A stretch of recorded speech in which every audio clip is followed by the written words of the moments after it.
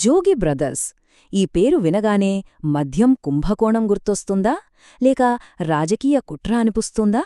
అసలీ కేసేంటి? ఇది కేవలం ఒక బార్ గొడవతో మొదలైందా లేక దీని వెనుక ఆంధ్రప్రదేశ్ రాజకీయాలను శాసించే పెద్ద కథే ఉందా?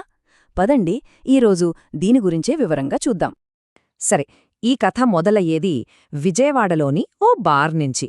కాని ఇది కేవలం బార్ కథ కాదండోయ్. దీని వెనకాల రాజకీయాలున్నాయి, పెద్ద మొత్తంలో డబ్బు వ్యవహారాలున్నాయి, కొన్ని వేల ఫోన్ కాల్స్ కూడా ఉన్నాయి. అంత సింపుల్ విషయం కాదిది.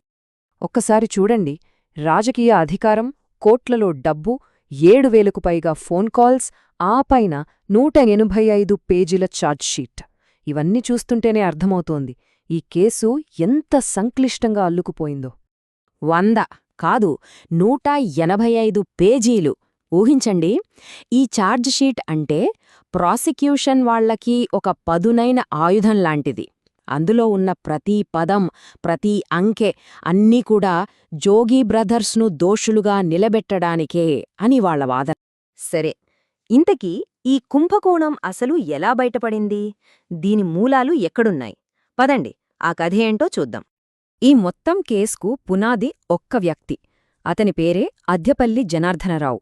చూడ్డానికి ఓ సాధారణ వ్యాపారే, కాని అతను ఇచ్చిన వాంగ్మూలంతోనే ఈ కథ మొత్తం మలుపు తిరిగింది.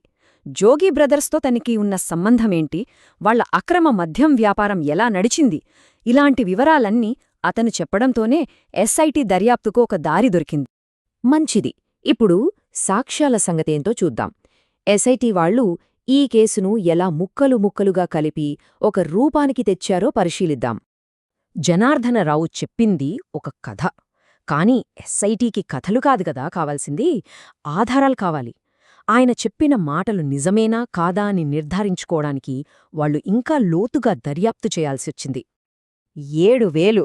ఒక్కసారి ఆలోచించండి, 2 ఏళ్ల కాలంలో 7,000కు పైగా ఫోన్ కాల్స్. ఇది మామూలు విషయం కాదు. అసలీ ఫోన్ కాల్స్లో అంతగా మాట్లాడుకోవడానికి ఏముంది? అదే కదా అసలు ప్రశ్న. అదే, కేవలం పక్కపక్క ఇళ్లల్లో ఉండేవాళ్లైతే 2 ఏళ్లలో 7,000 సార్లు ఫోన్లో ఎందుకు మాట్లాడుకుంటారు? ఈ యొక్క ప్రశ్నకు సమాధానం వెతకడమే దర్యాప్తులో చాలా కీలకంగా మారిపోయింది. ఇప్పుడు చూడండి, డబ్బుల వ్యవహారం. ఎన్ఆర్ బార్ అకౌంట్ నుంచి పెద్ద మొత్తంలో డబ్బు డ్రా అయిన ప్రతిసారీ దానికి కొంచెం ముందు జోగి బ్రదర్స్కి జనార్దనరావుకి మధ్య ఫోన్ కాల్స్ జరిగినట్టు రికార్డులు చూపిస్తున్నాయి. ఇది కేవలం యాదృచ్ఛికమంటారా? సో ఒక ప్యాటర్న్ కనిపిస్తోంది కదా. మొదట ఒక ఫోన్ కాల్, ఆ తర్వాత బ్యాంక్ నుంచి డబ్బు విత్డ్రా, వెంటనే ఒక మీటింగ్. ఇదంతా ఒక పద్ధతి ప్రకారం జరిగిందని ఎస్ఐటి వాళ్ల అనుమానం. ఇదొక చక్రవ్యూహం లాంటిది. మరి ఈ వ్యూహంలో జోగి బ్రదర్స్ చిక్కుకున్నారా?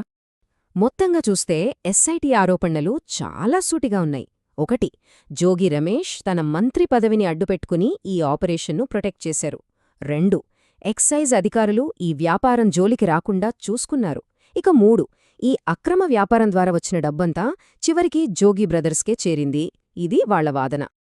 అయితే ఇది కథలో ఒక కోణం మాత్రమే. ప్రతి నాణ్యానికి రెండో వైపు ఉన్నట్టే ఈ కేసులో కూడా ఉంది. ఇప్పుడు జోగి బ్రదర్స్ వాదనేంటో విందాం. వాళ్లు చెప్పే కథనం దీనికి పూర్తి భిన్నంగా ఉంటుంది.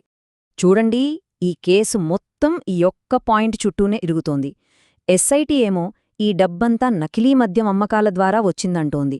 కాని డిఫెన్స్ వాళ్లేమో కాదు, ఇది మా బార్ పార్ట్నర్షిప్లో చట్టబద్ధంగా వచ్చిన లాభాల్లో వాటా అంటున్నారు. అసలు నిజమేంటి? జోగి బ్రదర్స్ వాదన చాలా సింపుల్గా ఉంది. వాళ్లేమంటున్నారంటే ఎన్ఆర్ బార్ అనేది ఒక చట్టబద్ధమైన పార్ట్నర్షిప్. జోగీరాము అందులో అధికారిక భాగస్వామి. కాబట్టి లాభాల్లో వాటా తీసుకోవడం ఆయన హక్కు. ఇకపోతే ఆ ఫోన్ కాల్స్, మీటింగ్స్ అవన్నీ మామూలు బిజినెస్ వ్యవహారాలే తప్ప అందులో దాపరికేమీ లేదు. ఇది వాళ్ల వర్షన్. సరే, ఇప్పుడు కోర్టు ముందు 2 పరస్పర విరుద్ధమైన కథలున్నాయి. ఒకవైపు ఎస్ఐటి, మరోవైపు జోగి బ్రదర్స్. ఈ రెండింటిలో ఏది నిజమని తేల్చటం కోర్టుకు పెద్ద సవాలే. న్యాయపరంగా చూస్తే ఆరోపణలు చేసిన ప్రాసిక్యూషన్ ఈ డబ్బంతా అక్రమ మద్యం వ్యాపారం నుంచే వచ్చిందని, బార్ లాభాలు కాదు అని బలంగా నిరూపించాల్సి ఉంటుంది. అదే సమయంలో డిఫెన్స్ కూడా తమ వాదనకు బలం చేకూర్చేలా ఆ డబ్బు చట్టబద్ధమైన పార్ట్నర్షిప్ లాభాలే అని సాక్ష్యాలు చూపించాల్సి ఉంటుంది. దీన్నే మనం బర్డన్ ఆఫ్ ప్రూఫ్ అంటాం. అంతిమంగా ఈ కేసులో తీర్పు అనేది సాక్ష్యాధారాల మీదే ఆధారపడి ఉంటుంది. ఆ డాక్యుమెంట్లు, సాక్షులు చెప్పే మాటలు ఇవన్నీ ఎంత బలంగా ఉన్నాయనేది ముఖ్యం. కాల్ లాగ్స్, బ్యాంక్ స్టేట్మెంట్లు, లొకేషన్ డేటా వీటన్నింటినీ కోర్టు క్షుణ్ణంగా పరిశీలించి ఏ వాదనలో పస ఉందో తేలుస్తుంది. మరి ఇది చట్టం ముందు నిలబడే నేరమా లేక రాజకీయ చదరంగంలో ఒక పావా? ఈ ప్రశ్న చాలా ఆసక్తికరమైనది. ఈ కేసు తీర్పు ఎలా ఉన్నా అది ఖచ్చితంగా ఆంధ్రప్రదేశ్ రాజకీయాలపై తన ప్రభావాన్ని చూపిస్తుంది. కాలమే దీనికి సమాధానం చెప్పాలి.